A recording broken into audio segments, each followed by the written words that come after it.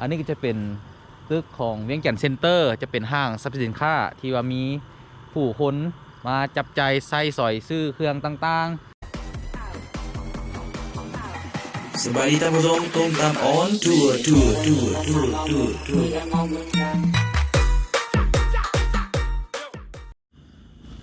ๆสบายดีท่านผู้ชมยินดีต้อนรับเข้าสู่ซ่องตุ่มตามออนทัวร์มื้อนี้ข้าพเจ้าพาท่านผู้ชมมาเลาะเบิ่งสถานการณ์ว่าสภาพของการระบาดโควิด -19 อยู่ในนครหลวงเวียงจันทร์ในปัจจุบันนี้มีคือแนวใดเนาะแล้วก็เบิ่งเลาะเบิ่งสภาพถนนหนทางตึกอาคารบ้านซองอยู่ในนครหลวงเวียงจันทร์นครหลวงเวียงจันทร์นี่เป็นเมืองที่ว่าเป็นเมืองหลวงเนาะเป็นเมืองใหญ่เป็นนครที่ว่าบ่เคยรับไหลมีแสงสีเสียงตลอดเวลามีคนเที่ยวไปมาตลอดเวลาแต่มื้อนี้ข้าพเจ้าจะพาท่านผู้ชมมาเลาะเบิ่งสภาพการต่างๆที่เกิดขึ้นในปัจจุบันนี้โดยเฉพาะแมนอยู่ในช่วงล็อกดาวน์ของการระบาดของโควิด -19 ซึ่งคำสั่งของนายกรัฐมนตรีเลขที่15 ทับนยเพิ่นก็ได้ออกมาประกาศแล้วให้มีคำสั่งล็อกดาวน์ตั้งแต่วันที่22หาวันที่5เมษาหาวันที่5พฤษภาคมเนาะท่านผู้ชมแล้วทางด้านหลังของข้าพเจ้านี่จะเป็นตึกภาคสั้นเนาะเป็นตึกที่ว่าเป็นตึกที่มีความสวยสดงดงามแล้วก็เป็นตึกสูงอยู่ในนครหลวงเวียงจันทร์อันนี้ก็จะเป็นตึกของเวียงจันทร์เซ็นเตอร์จะเป็นห้างสรรพสินค้าที่ว่ามีผู้คนมาจับใจายใส่สอยซื้อเครื่องต่างๆในเวลาวันเสาร์วันอาทิตย์ขึ้นอย่างซี่ก็บ่ได้ว่าสิมาเปลี่ยนสภาพขึ้นอย่างซี่เนาะท่านผู้ชมย้อนว่ามีการระบาดของพยาธิโควิด -19 อันนี้จะเบิ่งตามสภาพการอันนี้ก็คือถนนคูเวียงท่านผู้ชมปกติแล้วจะมีรถแล่นไปมาตลอดเวลาเห็นปะอันนี้เห็นว่าโบมีรถแล่นเลยมีก็มีส่วนหน่อยเนาะส่วนหลายก็โบปั่นไหนรถธรรมดาท่านมือปกติวันเสาร์ที่อย่างซี่นี่จะมีรถแล่นตลอดเวลาแต่ว่าคือมาเบิ่งสภาพการที่อย่างซี่นี่รถกับส่วนน้อยเนาะท่านผู้ชมบ่หลายอันนี้จะเป็นพักสั้นเป็นหนึ่งในตึกที่ว่ามีผู้คนกับเจ้ามาซื้อเครื่องซื้อของมาเที่ยวช้อปปิ้งต่างๆอันนี้จะเป็นจุดมาเบิ่งหนังเวียงจันทร์เซ็นเตอร์เนาะคือว่าเงียบเหงาหลายท่านผู้ชมเดี๋ยวข้าพเจ้าจะพาท่านผู้ชมขี่รถไปเบิ่ง